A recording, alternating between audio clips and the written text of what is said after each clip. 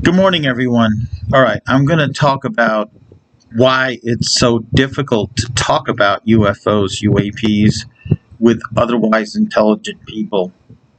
And I'm going to just say they are not prepared to talk about this with you. They are not prepared. Not that they're not intelligent, not that they're ignorant people, but you need a certain background, you need a certain base and an orientation to talk about this intelligently. Um, just to talk about it, I'll give you an example. I've got the building I live in, the apartment building. We're actually very close to the Missouri University engineering department, right? So right now there are two young men in this building who go to Mizzou engineering, and one's been going about a year. The other one just arrived for graduate school. And in the past, there's actually a room downstairs. I call it the engineering room because quite a few engineering students have lived there. It's kind of a big room. It's for people that have a little bit more money. It's a nice place, but and I talk to them, and they're all intelligent young men.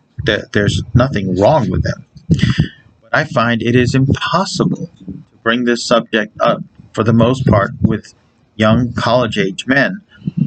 Immediately, they'll start smirking or rolling their eyes. And I've learned to try not to let that get to me. And most importantly, to try not to raise my voice or get excited, because it'll create an instant mental dismissal. But this young guy downstairs, one of the things he's studying is aerospace technology, and he knows a fair bit about propulsion systems. And I asked him, I said, "So what's your response to the UAP report?" And he didn't know what that was.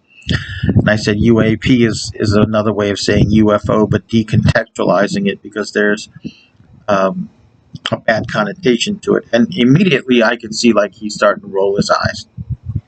And like he's talking to a vastly uneducated person.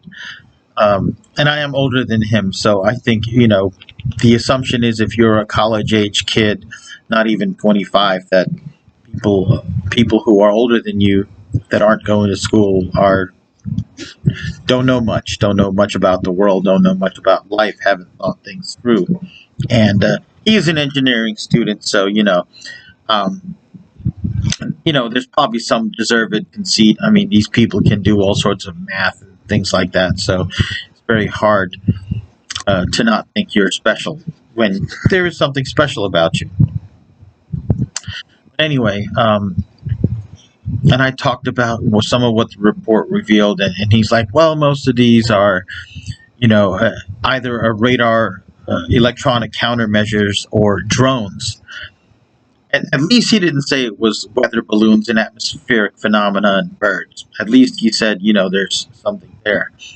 And to which I said, well, I tried to talk about some of these incidents, and his brain would only track one or two things. For example, he said, well, it's radar. I've heard people talk about electronic warfare. It's someone doing electronic warfare. I'm like, well, who? Who can do electronic warfare to our nuclear facilities and our aircraft carriers without us doing something about it? I think people are very quick to talk about electronic warfare. Let's break this down a little bit. That would work for radar systems. I don't know of a single electromagnetic phenomena that would produce a radar blip that appeared to be traveling somewhere, and also produce false positives in infrared cameras, conventional cameras, and human eyesight all at the same time, corresponding to the fake movements of the radar blip. I don't know how that would be possible. If it is, who has this system, right?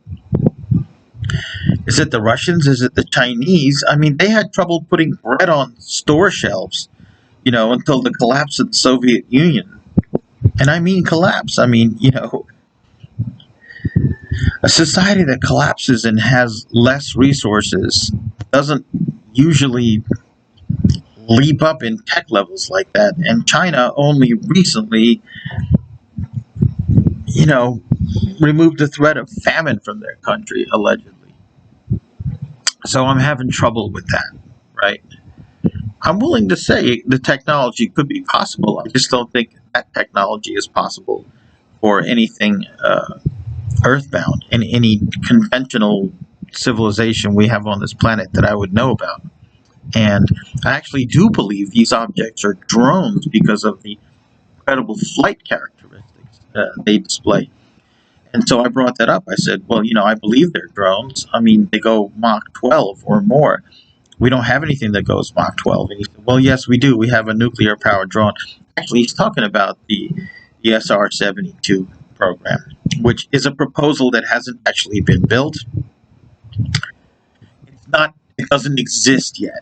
And the best it could do is Mach 6, and it wouldn't have a turn ratio, and it would be aerodynamic.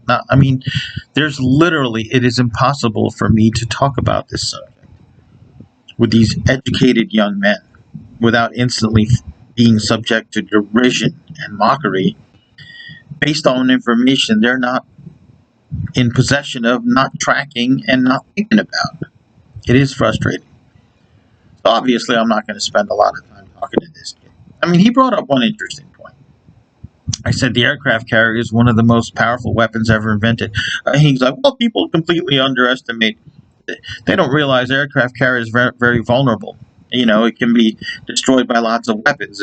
It was developed in the, he said 50s or 60s. I'm like, actually, in the 1940s, 30s, 40s, mostly 40s. Excuse me. And it's just very vulnerable. I'm like, yes, you bring up a good point. Thank you for bringing that up, because that's why they have so many sensor systems. They realize aircraft carriers are vulnerable. They were vulnerable to kamikaze pilots, which were manned cruise missiles, right? That's why they have all these tracking systems. That's why guns have radars.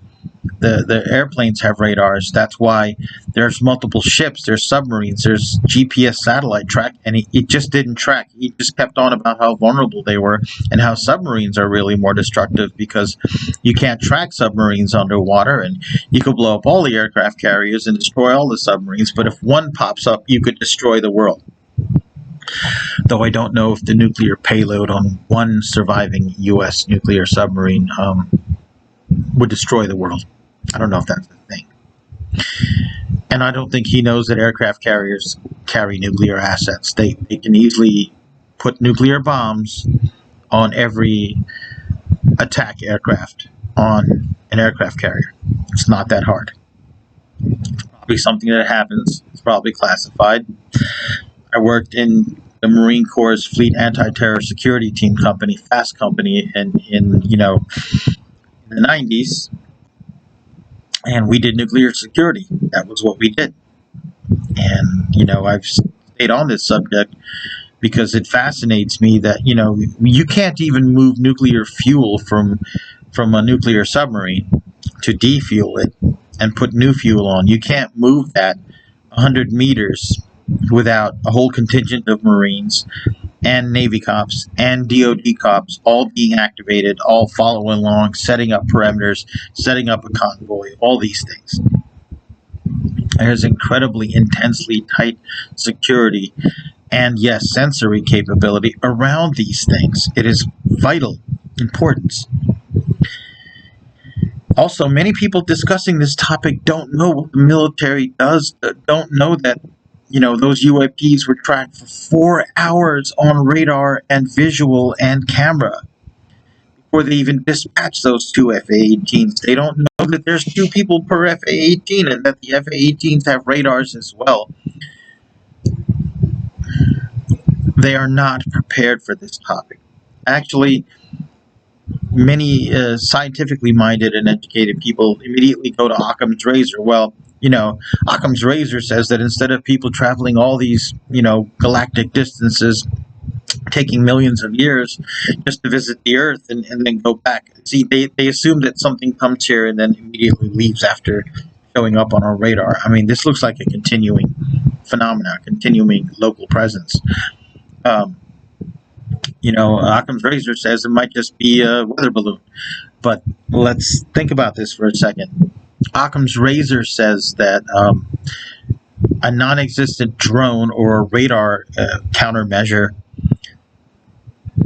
cannot produce 5 to 6 hours of false positives on multiple radars, multiple human eyes, multiple cameras, and in many cases multiple infrared cameras all at the same time. Occam's Razor says there actually might be something in the sky. That's actually a simpler explanation. And I am glad this discussion has begun. I got one more engineering student that at some point I'm going to bring the topic up with them. And I'm like, well, maybe it'll act like a depth bomb. Maybe at some point, as the actual scientific debate goes public and mainstream, and scientists like Avi Loeb begin doing their work, and he's doing amazing work doing interviews, just multiple interviews a day, trying to get the conversation started. I would love a Neil deGrasse Tyson, Avi Loeb, Michio Kaku conversation about this. Public one, posted on YouTube. I think it would be fantastic. Who knows? Maybe at some point the MU engineering department and different university departments actually start talking seriously about this and not saying, well, it's the SR-72, which hasn't even been built yet, which doesn't go to Mach 2, which doesn't make right-angle turns, none of that. Just saying. All right, y'all have a good day.